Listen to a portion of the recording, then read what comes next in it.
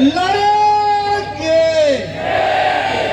अरे और लड़ेंगे, और लड़ेंगे।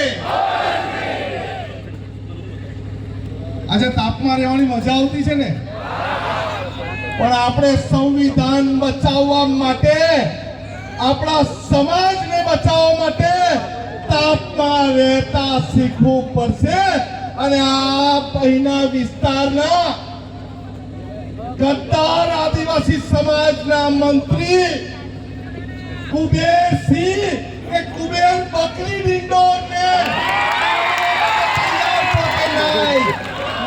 આદિવાસી સમાજનો જોરદાર આંદોલન જોઈને ગભરાઈને બકરીની જેમ સરકારી તંત્રનો ઉપયોગ કરતા કુબેરસિંહ નહીં, કુબેર બકરીને આજે આનંદ પટેલનું ચેલેન્જ છે કે તારામાં તાકાત હોય તો આનંદ પટેલ પર એક એફઆઈઆર કરીને બતાવ.